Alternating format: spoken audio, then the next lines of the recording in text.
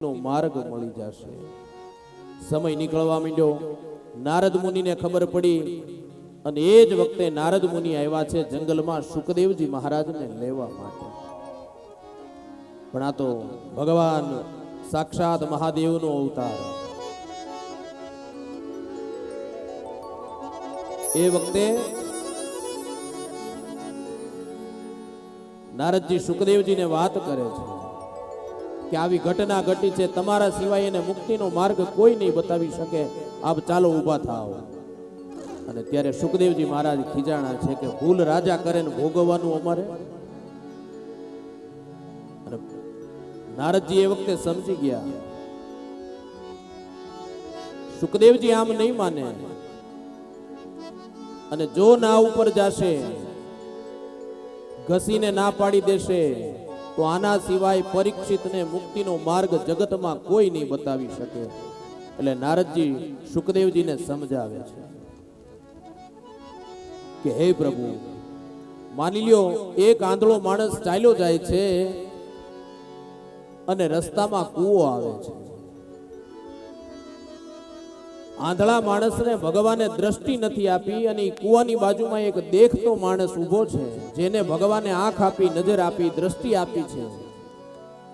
તો એ દેખતા માણસનું પરમ કર્તવ્ય શું છે? અને સુખદેવજી મહારાજ બોલ્યા કે એ આંધળા માણસને કૂવો પાર કરાવી દેવો એ એનું કર્તવ્ય છે, કૂવામાં કોઈને પડવા ન દેવાય। અને ત્યારે નારદજીએ કીધું કે હે સુખદેવજી, મારો કહેવાનો આશય માત્ર ને માત્ર આટલો જ છે, આપ ઊભા થાવ અને ગંગાના કિનારે પધારો। રાજા પરીક્ષિત આપની પ્રતીક્ષા કરે છે। અને એ જ વખતે દિગંબર અવસ્થામાં સાક્ષાત ભગવાન મહાદેવનું સ્વરૂપ સુખદેવજી મહારાજ ચાલતા થયા, ચાલતા ચાલતા ગંગાના કિનારે આવ્યા છે। કરોડો સૂર્ય સમાન તેજ જાણે આવ્યું, ઋષિ મુનિઓની હકડે ઠીઠ ભરેલી ભીડ ઊભી થઈ। राजा परीक्षित उभा थया અને सुखदेवजी नो जय जयकार थाय बड़े भाव और प्यार के साथ। बोलिए श्री सुखदेव जी महाराज की, भागवत भगवान की जय, गंगा मैया की जय। गंगाना किनारे पधार्या छे। प्रथम स्कंदનું પુષ્પ ભગવાન શ્રી હરિના ચરણમાં સમર્પિત કરી आओ बीजा स्कंदनी अंदर प्रवेश करिए। परीक्षित राजाए व्यास गादी ऊपर सुवर्ण केता सोनानी व्यास गादी ऊपर सुखदेवजी ने स्थान आप्યું છે। सुखदेवजी ने वंदन કર્યા, એની પૂજા અર્ચના કરી, ખોળામાં માથું નાખીને ધ્રુસકે ને ધ્રુસકે રડવા માંડ્યા કે હે પ્રભુ, 7મા દિવસે તક્ષક કરડી દંશ મારશે, મારું મૃત્યુ થશે, મને મુક્તિનો માર્ગ બતાવો। અને સુખદેવજી મહારાજ માથે હાથ મૂકીને એમ કહે છે, હે રાજા પરીક્ષિત, રાજા ખટવાંગને યાદ કર, 2 ઘડી એટલે 48 મિનિટમાં ભગવાનનો થઈ ગયો, તો તારી પાસે તો 7 દિવસનો સમય છે। અને સાક્ષાત મહાદેવ જેવા સુખદેવનો હાથ માથે ફરે, એમાં બીજું બાકી શું રહેવાના? મુક્તિ મળવાની જ હતી। અને સુખદેવજી મહારાજે એ જ્ઞાનની ગંગોત્રીને ગંગાના કિનારે વહેતી કરી છે।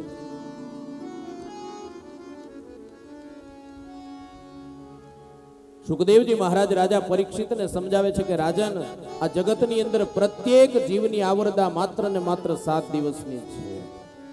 આપણે બધાએ પણ 7 દિવસ જ જીવવાનું છે, લક્ષ્યમાં રાખીને ચાલવાનું છે। ગમે એટલા વર્ષ આપણે જીવીએ પણ અઠવાડિયાના વાર કેટલા વાલા? 7 વાર છે। 8મો વાર આ જગતમાં આવવાનો નથી, આવ્યો નથી। આ 7 વારમાંથી એક વારમાં જ આપણે જીવવાનું છે। અને દિવસે ને દિવસે યાદ રાખજો, આ એક જ વસ્તુ એવી છે કે જેના તરફ આપણે દિવસે ને દિવસે આગળ વધીએ છીએ, અને એ વસ્તુનું નામ છે આપણું મૃત્યુ। આપણે આપણા મૃત્યુને મંગળ બનાવવાનો પ્રયત્ન કરીએ। દિવસે ને દિવસે જેમ એક તારીખિયામાંથી આપણે પાનું ફાડીએ, એમ જિંદગી રૂપી તારીખિયામાંથી આપણે પાનું ફાડતા જઈએ। યાદ રાખજો વાલા સજ્જનો, મારો કોઈ વિરોધ નથી, વાંધો નથી। આપણા સંતાનોના બર્થડે આવે, જન્મ દિવસ આવે ને, આપણે કેક લાવી એની ઉજવણી કરીએ છીએ। મારા વાલા, એની ઉજવણી ન હોય આપણા આયખામાંથી એક વરસ ઓછું થયું એની ઉજવણી ક્યારેય ન હોય. એટલું જ નહીં, અને પાછી કેક ઉપર મીણબત્તી મૂકી અને એ મીણબત્તીને પ્રગટાવી અને પછી ફૂંક મારી એને ઓલવી દેવામાં આવે, એને ઠારી નાખવામાં આવે. મારા બાપ, આપણી સંસ્કૃતિ દીવા ઠારવાની નથી, દીવા પ્રગટાવવાની સંસ્કૃતિ છે. તમે જન્મદિવસ ઉજવો, મારી ના નથી, હું વિરોધી નથી. મારે પણ 2 દીકરી છે, પણ એવું કરો વાલા, એનો જન્મદિવસ આવે ત્યારે વર્ધાપન પૂજન કરો. દીકરા દીકરીના કલ્યાણ માટે ભગવાનને પ્રાર્થના કરો, એના દીર્ઘ આયુષ્ય માટે, નિરોગી સ્વાસ્થ્ય માટે પ્રાર્થના કરો. પશ્ચિમી સંસ્કૃતિનું આંધળું અનુકરણ કરીને ગાંડા નહીં બનતા. યુવાનો બધા બેઠા છે અને મારી પ્રાર્થના છે, ફરીવાર કહું કે આપણી સંસ્કૃતિ, આપણા માતા પિતાના, ઋષિ મુનિઓના સંસ્કાર દીવા ઠારવાના નથી, દીવા પ્રગટાવવાના છે. એક વર્ષ આપણા આયખામાંથી ઓછું થાય ને એની ઉજવણી આપણે કરીએ છીએ. તમે વિચાર કરો કઈ દિશામાં આપણે આગળ જઈએ છીએ. એટલે ટૂંકમાં સુખદેવજી મહારાજ રાજા પરીક્ષિતને ભાગવત કથાનો મંગલ પ્રારંભ કરે છે. 12 શ્લોકની અંદર સુખદેવજી મહારાજે ભગવાનનું મંગલાચરણ કર્યું છે. 12 શ્લોકની અંદર વિરાટ પુરુષની ઉત્પત્તિ કેવી રીતે થઈ એ બતાવ્યું છે. ચતુશ્લોકી ભાગવત ની રચના એની મહત્તા બતાવી છે. 4 શ્લોકની અંદર આખું ભાગવત આવી જાય. ચતુશ્લોકી ભાગવત જેને કહેવાય છે. સમય મળે ને વાલા તો આ 4 શ્લોકનો પાઠ કરજો. દરરોજ આખા ભાગવતના પાઠ કર્યા બરાબરનું પુણ્ય ફળ પ્રાપ્ત થાય છે. આ ચતુશ્લોકી ભાગવત એટલે એમાં ઉપદેશ એવો છે, ભગવાન એમ કહે છે કે આ જગતની રચના નહોતી થઈ ત્યારે પણ હું હતો, રચના થઈ ત્યારે પણ હું છું, અને આ જગત જ્યારે નહીં હોય ત્યારે પણ માત્ર ને માત્ર હું હોઈશ. આ જગતની અંદર જે કાંઈ દેખાય છે એ બધું પરમાત્માનું જ રૂપ છે. રજે રજ કણે કણની અંદર ઈશ્વર છે. પ્રત્યેક જીવમાં, જડમાં, ચેતનમાં, સ્થાવરમાં, જંગમમાં બધે ઈશ્વરના દર્શન આપણે કરીએ. એ ચતુશ્લોકી ભાગવત સાથે વિદુર ચરિત્રની કથા તરફ શ્રીમદ ભાગવત આપણને આગળ લઈ જાય છે. કુંતાજી વિદુરજીને કહે છે, અમારા સંતાનો મોટા થયા છે, હવે એમને એનો ભાગ મળે એવી કૃપા કરો. વિદુરજી આ વાત પોતાની રીતે રજૂ કરી, કુંતાજીએ રજૂ કરી, પણ એ વખતે દુર્યોધન ક્રોધના આવેગમાં આવી અને કહે છે કે નહીં, સોયના નાકા જેટલી જમીન પણ યુદ્ધ વગર આપવામાં નહીં આવે. અને ભગવાન અખિલ બ્રહ્માંડ નાયકને વિષ્ટિ કરવા માટે બોલાવવામાં આવે છે, સમજૂતી કરવા માટે બોલાવવામાં આવ્યા. ભગવાન દ્વારિકાધીશ પધાર્યા છે અને પધારતાની સાથે દુર્યોધનને સમજાવે છે. ન માન્યા. દુર્યોધને 56 ભોગ તૈયાર રાખ્યા ભગવાન માટે. ભગવાન ચાલતા થયા. વિદુરજીની ઘરે ભગવાન જાય છે. ચાલો ને વિદુર ઘેર જાય, ઉદ્ધવજી ચાલો વિદુર ઘેરે જાય. ચાલો ને વિદુર ઘેર જાય, ઉદ્ધવજી ચાલો વિદુર ઘેર જાય.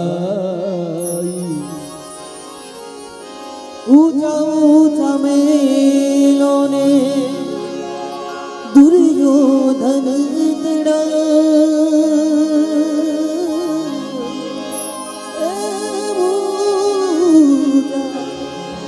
ઊંચા ઊંચા મેલો ને દુર્યોધન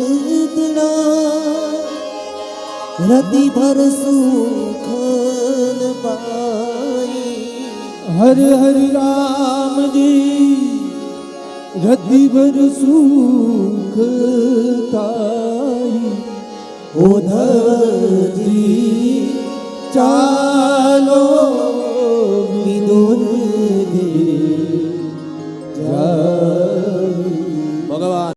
વિદુરજીના દરવાજે આવી વિદુરનો દરવાજો ખખડાવે છે. કાકા, દરવાજો ઉગાડો. દ્વારિકાનો નાથ તમારા આંગણે આવી અને ઊભો છે. પણ એ વખતે વિદુરજી અને સુલભા દેવી ભગવાનની ભક્તિ કરે છે.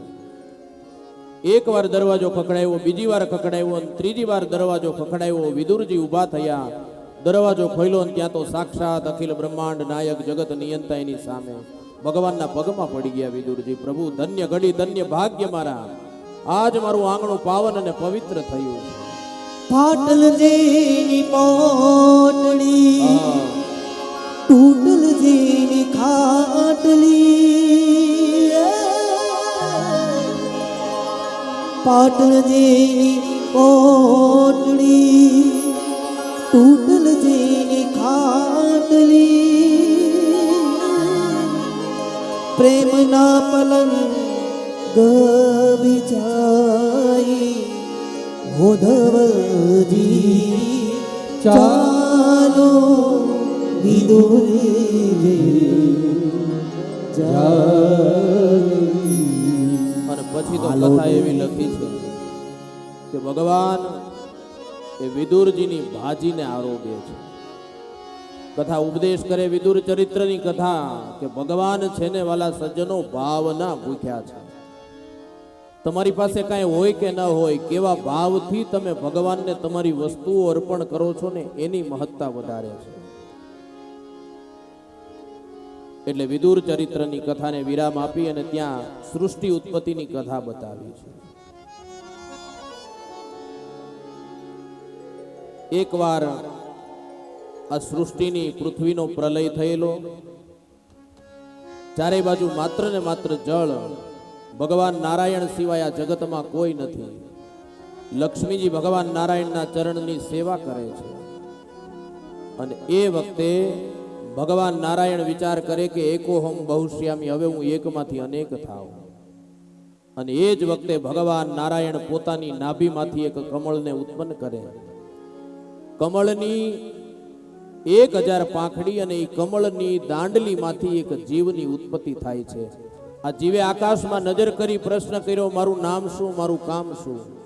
અને આકાશવાણી થઈ કે હે જીવ, આજથી તમારું નામ બ્રહ્માજી રહેશે. એ જીવે ચારેય દિશામાં નજર કરી, 4 મુખ થયા અને ચારેય મુખમાંથી એક એક વેદની ઉત્પત્તિ થઈ. ઋગ્વેદ, યજુર્વેદ, સામવેદ અને અથર્વવેદ. આ જીવનું નામ બ્રહ્માજી છે. આકાશવાણી થઈ, સૃષ્ટિની રચના કરવી એમાં તમારે નિમિત્ત બનવું. બ્રહ્માજીએ ચારેય બાજુ નજર કરી, પાણી સિવાય કાંઈ દેખાતું નથી. પદ્માસન લગાવી બ્રહ્માજી ભગવાનનું તપ કરે અને આપણું ભાગવત લખે. મારા વાલા, 1, 2, 5, 10 નહીં, 100 વર્ષ સુધી બ્રહ્માજીએ ભગવાનની તપશ્ચર્યા કરી. અને એકવાર બ્રહ્માજીને છીંક આવે, જમણા નસકોરામાંથી એક વેઢા જેવડું સ્વરૂપ નીકળે. ભગવાનના 24 અવતારમાંનો ત્રીજો અવતાર ભગવાન વરાહ રૂપે પ્રગટ થયા. જય જયકાર થાય બડે ભાવ और प्यार के साथ. बोलिए श्री वराह नारायण भगवान की, वराह नारायण भगवान की. ભગવાન વરાહ પ્રગટ થયા. અને આ વરાહ ભગવાનનું મંદિર આપણે જાફરાબાદની બાજુમાં વરાહ સ્વરૂપ છે, વરાહ ગામ છે, ત્યાં ભગવાનનું મંદિર છે. ક્યારેક જાવ તો દર્શન કરજો. હું ત્યાં પણ ભગવાનની કથા કરી આવ્યો છું. વરાહ એટલે ભૂંડના સ્વરૂપમાં ભગવાનનું પ્રાગટ્ય થયું. સાગરોમાં ખળભળાટ મચાવતા મચાવતા ભગવાન છઠ્ઠા સુતલમાં પહોંચ્યા. હિરણાક્ષ નામના અસુરનો વધ કરી અને ભગવાન વરાહ દંત શૂળ કહેતા દાંત વડે પૃથ્વીને ખેંચવા માંડ્યા. બ્રહ્માજી ત્યાં હતા, ત્યાં પૃથ્વીને મૂકી. પણ પૃથ્વી કેવી છે? ગોળ દડા જેવી. જ્યાં પૃથ્વીને મૂકે જળમાં પાછી લીન થતી જાય, સરકતી જાય. એટલે 10 દિક્પાલ દેવતાઓ બનાવવામાં આવ્યા. પૂર્વથી માંડી અને ઈશાન ખૂણા સુધી પૃથ્વીને પકડીને ઉભા રહ્યા. દિક્પાલોએ કીધું, પ્રભુ અમારા ભોજન માટે શું? ભગવાને કીધું કે જાઓ, જ્યારે જ્યારે આ પૃથ્વી ઉપર યજ્ઞ થાય, યજ્ઞની પૂર્ણાહુતિ પહેલા તમને નિવેદ આપવામાં આવશે. રોટલી, લાપસી, ખીર, મગ, આ તમારું ભોજન. પછી જ યજ્ઞની પૂર્ણાહુતિ થશે. ચોથા ગેરમાં મારી ગાડી લઈ જવી પડે એવું છે, ત્યારે કપિલ આવશે. એટલે આવી રીતે દિગ્પાલોને સાંત્વના મળી. પણ દિગ્પાલોથી આ વજન ન જીલાણું. એટલે ભગવાન કુર્મ કેતા કાચબા રૂપે પ્રગટ થઈ અને પૃથ્વીને સ્થિરત્વ પ્રદાન કરે. જય જયકાર થાય બડે ભાવ और प्यार के साथ. બોલીએ શ્રી કુર્મ નારાયણ ભગવાન की जय। ભગવાન કુર્મ રૂપે પ્રગટ થઈ આધાર શક્તિનું સ્થાપન કરી પૃથ્વીને સ્થિર કરી નવકુળ નાગના દોરડા બનાવી પૃથ્વીને બાંધી દીધી છે. અને પહેલા વેલા બ્રહ્માજી દ્વારા 4 માનસ પુત્રોની ઉત્પત્તિ થઈ. સનક, સનંદન, સનાતન અને સનત કુમાર.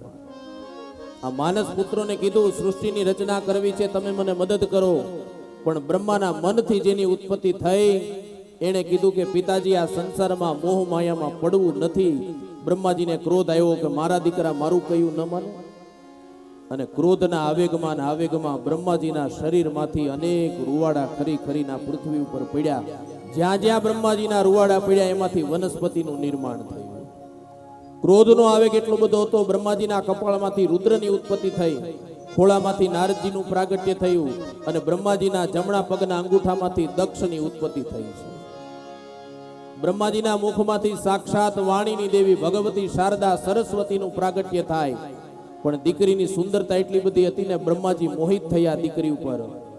અને બ્રહ્માજીથી ઉત્પન્ન થયેલા ઋષિમુનિઓએ બ્રહ્માજીને કીધું કે પિતાજી તમારા જેવું વ્યક્તિત્વ જેને જગતના પિતા એવું બિરુદ મળ્યું અને એ માં શારદા સરસ્વતી ઉપર મોહિત થયા.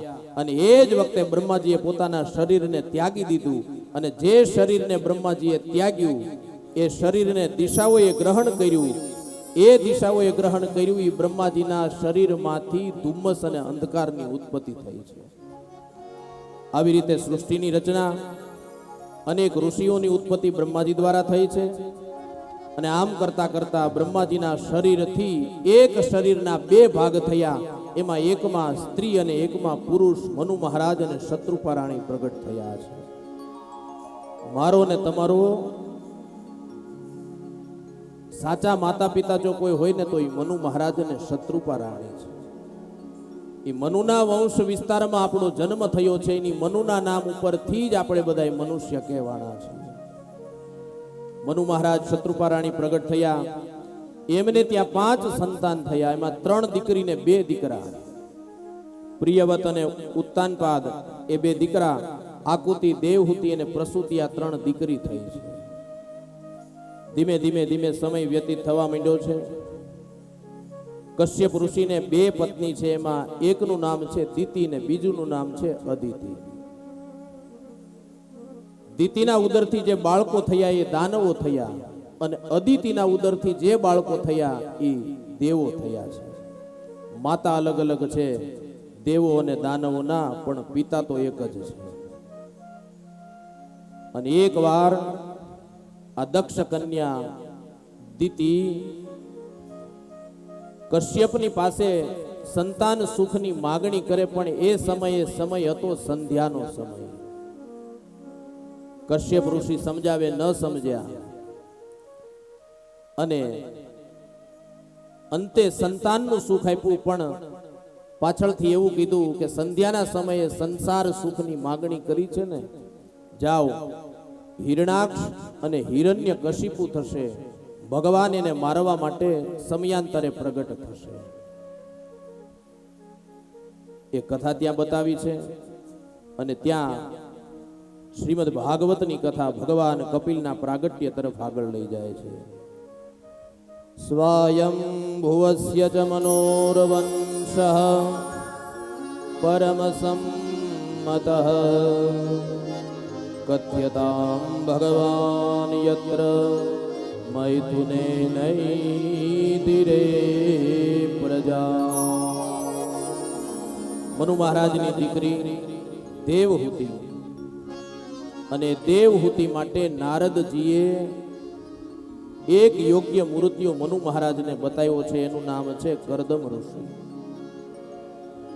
રથને તૈયાર કરી મનુ મહારાજ દેવહૂતિ કરદમ ઋષિના આશ્રમે આવે છે. અને એ વખતે કરદમ ઋષિ આવકાર આપે અને થનારી પત્ની માટે પરીક્ષા લે છે.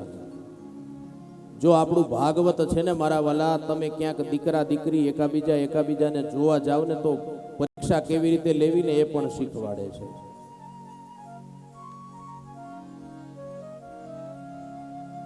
દેવહૂતિની પરીક્ષા કરદમ ઋષિ કરે છે. કેવી રીતે પરીક્ષા કરી છે? 3 દર્ભના આસન પાથર્યા છે. એક આસન ઉપર મનુ મહારાજ બેઠા, એક આસન ઉપર શત્રુપા રાણી બેઠા અને ત્રીજું આસન થનારી પત્ની દેવહૂતિ માટે પાથર્યું છે. દેવહૂતિ વિચાર કરે, પતિ પાસેથી જો હું સેવા લઉં તો એ પાપ ગણાય. પતિ પાસેથી જો હું સેવા લઉં તો એ પાપ ગણાય અને પતિએ પાથરેલા આસન ઉપર ન બેસું તો પતિની સેવાનો અનાદર કર્યો કહેવાય. એટલે વચ્ચેનો રસ્તો કાઢી અને દેવહૂતિ ત્રીજા દર્ભના આસન ઉપર ન બેઠા પણ જમણો હાથ આસન ઉપર પધરાવી આસનની બાજુમાં બેસી ગયા છે. કરદમ ઋષિ વિચાર કરે કે થનારી આ પત્ની મારા માટે યોગ્ય છે. યથા યોગ્ય સમય આવતા દેવહૂતિ અને કરદમ ઋષિના લગ્ન થાય. શાસ્ત્રના નીતિ નિયમ અનુસાર દેવ બ્રાહ્મણ અગ્નિની સાક્ષીએ 33 કોટી દેવતાઓની સાક્ષીએ લગ્ન થયા છે. લગ્ન કરી અને વિચરણ કરવા માંડ્યા. વિચરણ કરતા કરતા જ્ઞાન ભક્તિની ચર્ચા થઈ અને અંતે દેવહૂતિ સંતાન સુખની માગણી કરે છે. જય હો.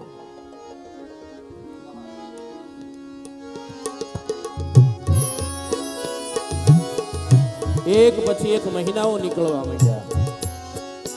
ભગવાનની કૃપાથી દેવહૂતિને સારા દિવસો જવા માંડ્યા છે. સમયાંતરે એક પછી એક 9 દીકરીઓનો જન્મ થાય છે. પહેલા જેને નવદા ભક્તિ કહેવામાં આવે છે એની ચર્ચા હું આવતીકાલે કરીશ. 9 દીકરીનો જન્મ એ નવદા ભક્તિ સ્વરૂપ. એના પછી માં દેવહૂતિને શુભ શુકનો થવા લાગ્યા. એક પછી એક મહિના ગયા. કારતક, માક્ષર, પોષ, મા, ફાગણ, ચૈત્ર, વૈશાખ, જેઠ, અષાઢ, શ્રાવણ અને ભાદરવો મહિનો આવે. ઝરમર ઝરમર વરસાદ વરસે છે. મોરલાઓ ટેવું ટેવુંના નાદ કરવા માંડ્યા છે.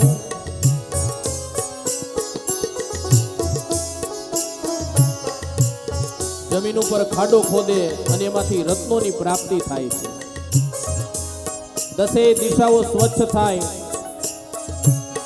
10 દિશામાંથી શીતલ મંદ સુગંધી વાયુ પવન ફૂંકાવા માંડ્યો. ભાદરવા મહિનાની શુક્લ પક્ષની અંજવાળિયાની એકમ ગઈ, બીજ ગઈ, ત્રીજ ગઈ, ચોથ ગઈ, પાંચમ ગઈ અને ભાદરવા સુદ છઠનો દિવસ આવે. અને છઠના દિવસના આવતાની સાથે જ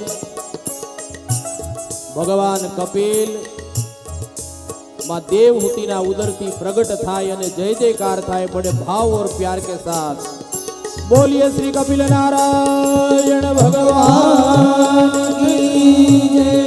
बोल श्री कपिल नारायण भगवान की जय. बोल श्री कपिल नारायण भगवान की जय. ભગવાન કપિલના પ્રાગટ્ય સાથે આપણી કથામાં પણ ભગવાન કપિલની ઝાંખી આવી રહી છે. આવો આપણે સુંદર મજાના કીર્તન દ્વારા, સંકીર્તન દ્વારા ભગવાન કપિલને વધાવીએ. બધાએ આપણા આસન ઉપરથી ઊભા થઈ અને ભગવાન કપિલની દિવ્ય ઝાંખીને આપણે વધાવવાની છે. જય હો.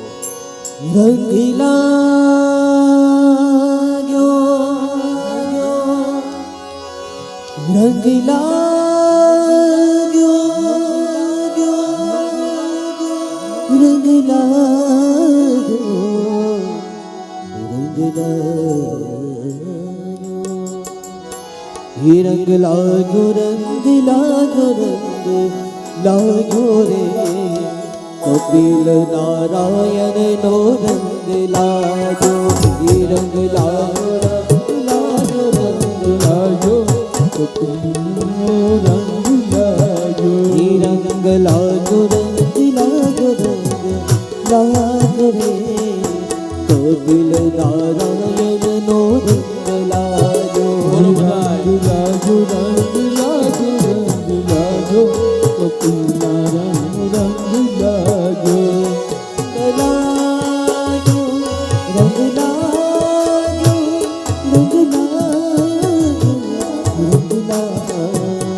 हे रंग लागो रंग लागो रंग लागो रे कपिल भगवान नो रूप लागो रंग लागो रंग लागो रंग ભાઈ ઝડપથી ચાલવા દો કપિલ ભગવાનને. ફટાફટ અહીંયા લેતા આવો સ્ટેજ આગળ. ફોટોગ્રાફર ખોટી નહીં કરો.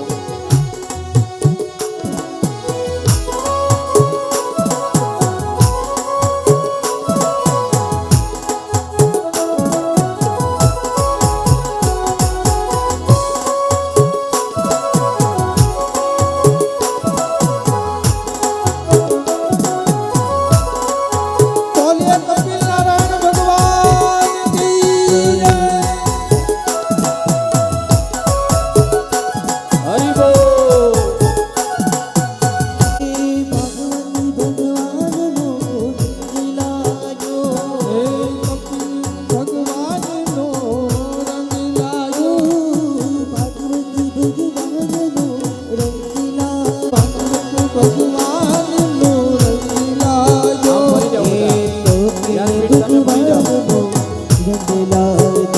હે કપિલ ભગવાનનો રંગ લાગ્યો કપિલ ભગવાનનો રંગ લાગ્યો હે રંગ લાગો રંગ લાગો રંગ લાગો રે ગિરધર ગોપાલનો રંગ લાગો રંગ લાગો રંગ લાગો ગિરધર ગોપાલનો રંગ લાગો.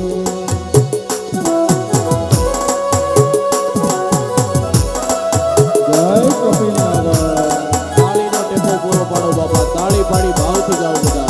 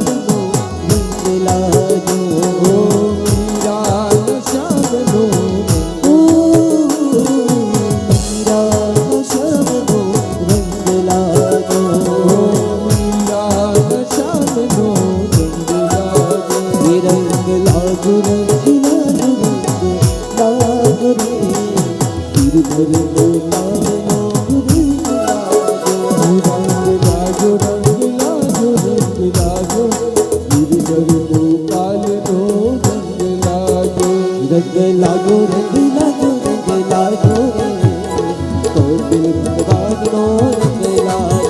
रंग लागो रंग लागो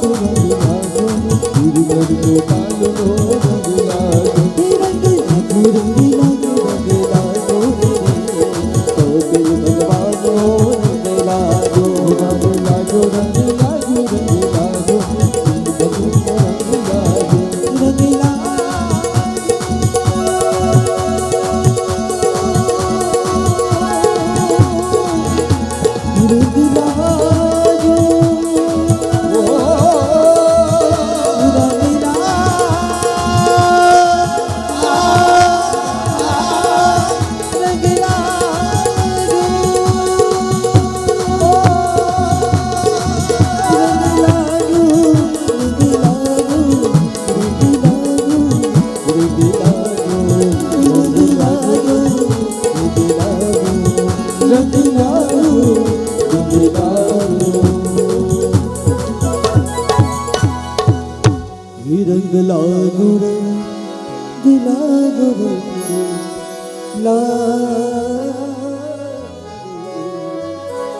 कपिल भगवान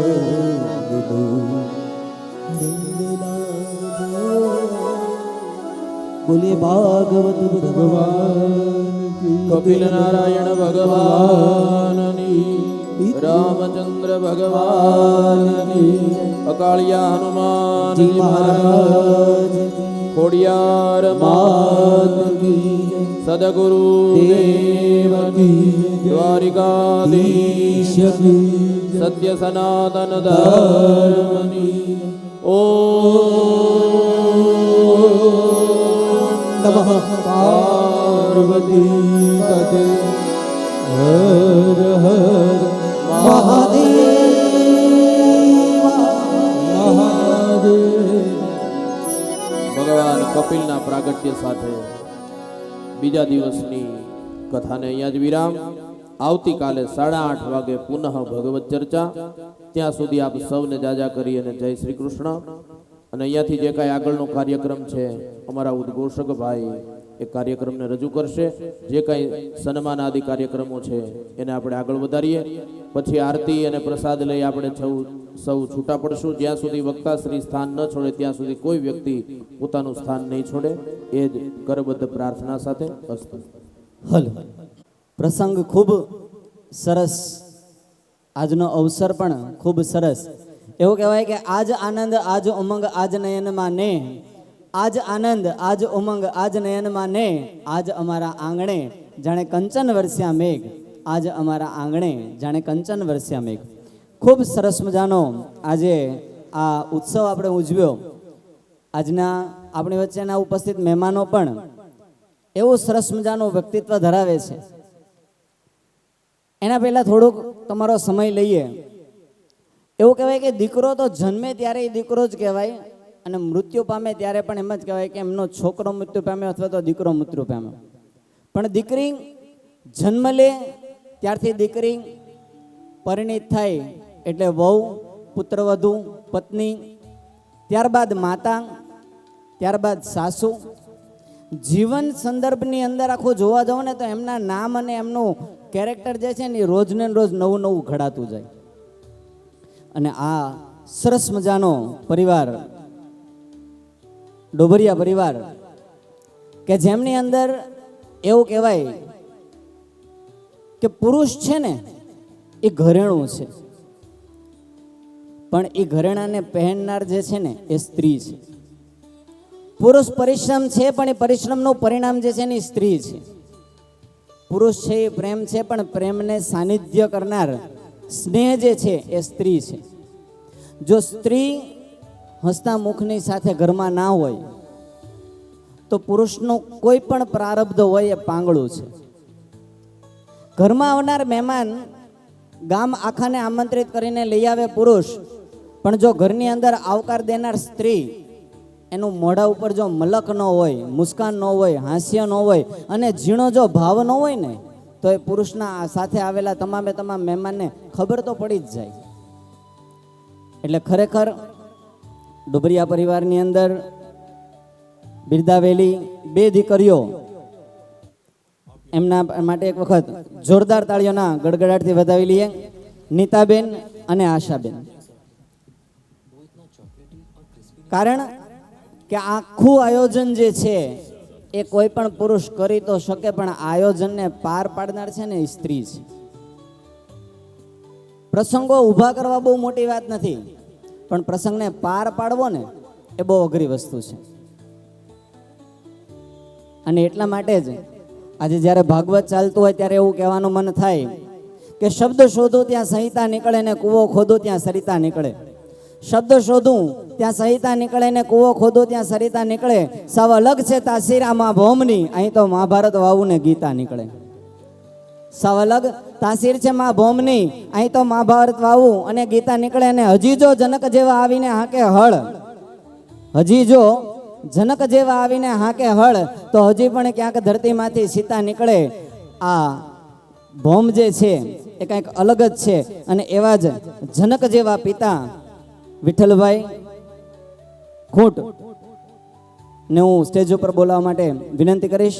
વિઠ્ઠલભાઈ ખૂંટ વતી શ્રી સુનિલભાઈ ખૂંટને વિનંતી કરીશ કે તેઓ સ્ટેજ ઉપર ઉપસ્થિત થશે. વિઠ્ઠલભાઈ ખૂંટ કે જેઓ અત્રે ઉપસ્થિત છે, પણ એમની ખૂબ સરસ. જો આ કહેવાય દીકરીના ઘરે આવ્યા પછી પિતા ન ચાલી શકતા હોવા, અશક્ત હોવા છતાં પણ સ્ટેજ ઉપર આવે, આ દીકરીના ઘર સામું નમવાની એમની પ્રથા છે. એક વખત જોરદાર તાળીઓના ગડગડાટથી આપણે એમને વધાવી લઈએ.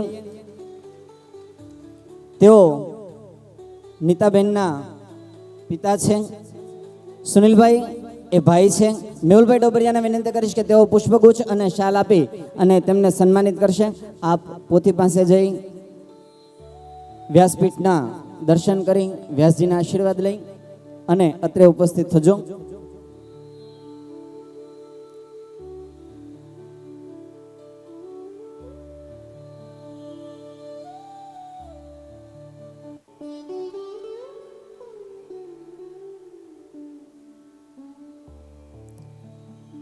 મિત્રો, એક પિતા માટે દીકરીને વિદાય કરવાનો અવસર જે છે એ ખૂબ જ અઘરો છે. એનાથી તો આપ સૌ જાણો છો, પણ મારે એટલું જ કહેવાનું થાય કે એક સારી કેરીનું ફળ કેના ઉપર આવે?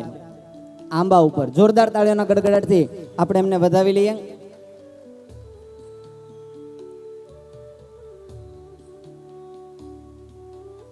ત્યારબાદ આપણી વચ્ચે ઉપસ્થિત છે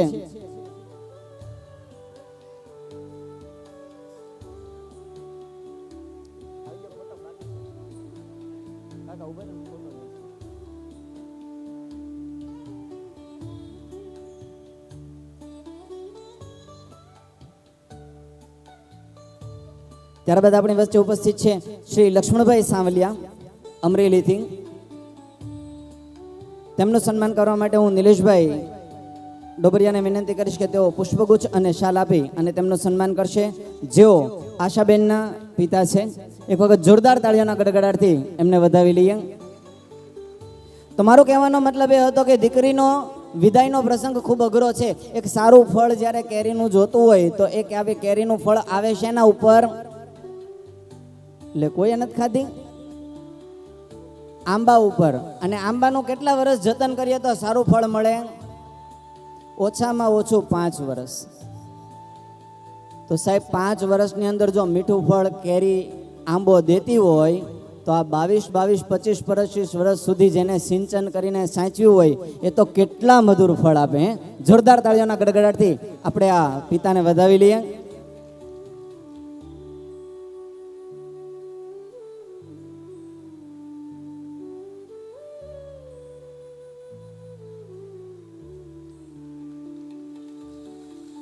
ત્યારબાદ આપણી વચ્ચે ઉપસ્થિત છે ભીખાભાઈ ઝાડિયા, જેઓનું સન્માન માટે રાજુભાઈ મગનભાઈ ડોબરિયાને વિનંતી કરીશ કે તેઓ એમને શાલ અને પુષ્પગુચ્છ આપી અને સન્માનિત કરશે.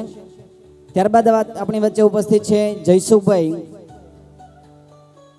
જેમનું સન્માન કરવા માટે થઈ રમેશભાઈ ડોબરિયાને વિનંતી કરીશ કે તેઓ એમને પુષ્પગુચ્છ અને શાલ આપી અને સન્માનિત કરશે. આપણે ઝડપથી આ કાર્યક્રમ જે છે એને આગળ ધપાવીશું.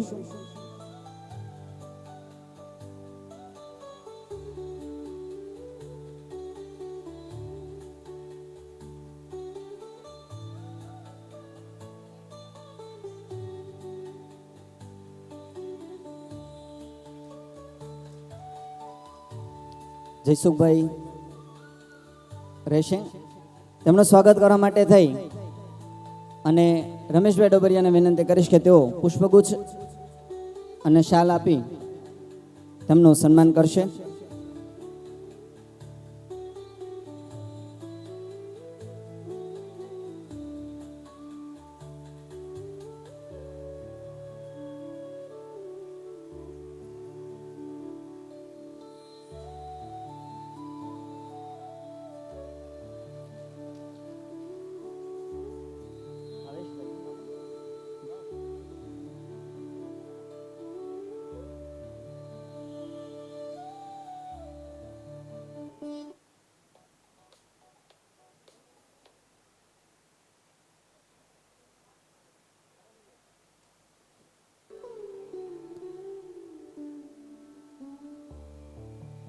ત્યારબાદ આપણી વચ્ચે ઉપસ્થિત છે પરસોત્તમભાઈ ગોંડલિયા, જેમનું સ્વાગત કરવા માટે થઈને મેહુલભાઈને વિનંતી કરીશ કે તેઓ પુષ્પગુચ્છ અને શાલ આપી અને એનું સન્માન કરશે.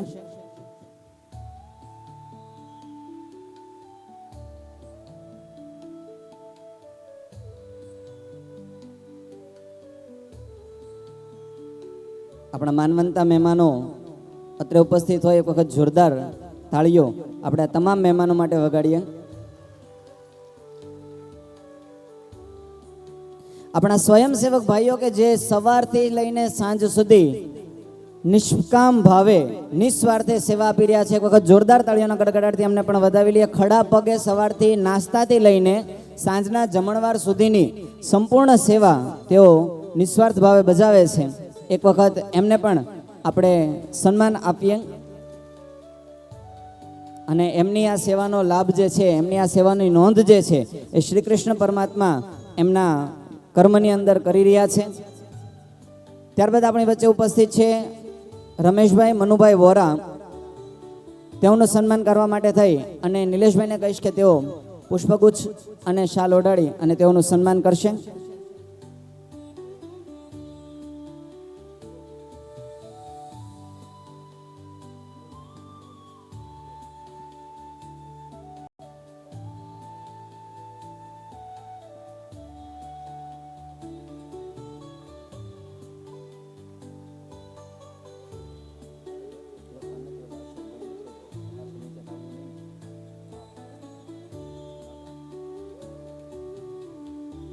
ત્યારબાદ આપણી વચ્ચે ઉપસ્થિત છે અશોકભાઈ મનુભાઈ વોરા. તેનું સ્વાગત કરવા માટે થઈ તે કરીશ કે તેઓ પુષ્પગુચ્છ અને શાલો અર્પિત કરી અને તેઓનું સન્માન કરશે.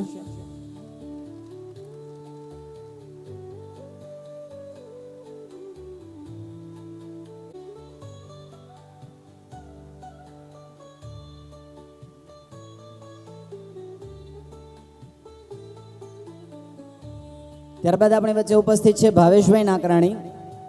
ભાવેશભાઈ નાકરાણીનું સ્વાગત કરવા માટે થઈ અને દિનેશભાઈ ડોબરિયાને વિનંતી કરીશ કે તેઓ પુષ્પગુચ્છ અને શાલ ઓઢાડી અને તેઓનું સન્માન કરશે.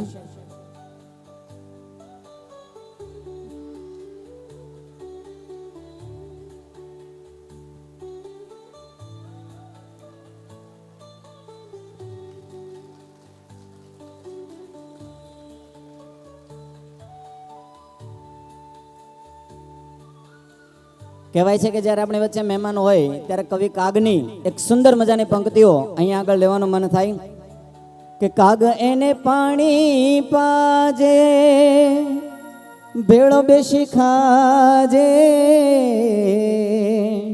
એ કાગ એને પાણી પાજે ભેળો બેસી ખાજે,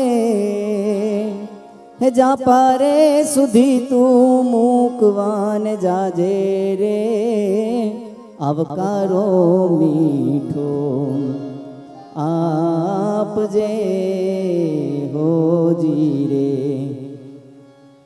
આ ખૂબ સરસ મજાનો મીઠો આવકારો ડોબરિયા પરિવાર દ્વારા આપણે અહીંયાથી આપી રહ્યા છીએ અને એ મહેમાનનું સ્વાગત કરી રહ્યા છીએ કે જે મહેમાન આપણા માટે ખૂબ જ મહત્વના છે એવા રાજુભાઈ સોની બગસરાથી અત્રે ઉપસ્થિત છે. તેમને વિનંતી કરીશ કે સ્ટેજ ઉપર ઉપસ્થિત થશે, વ્યાસપીઠના દર્શન કરશે, વ્યાસજીના દર્શન કરશે. તેઓનું સન્માન કરવા માટે થઈ અને મેઘજીભાઈ ડોબરિયાને વિનંતી કરીશ કે તેઓ એમને પુષ્પગુચ્છ અને શાલ ઓઢાડી અને સન્માન કરશે.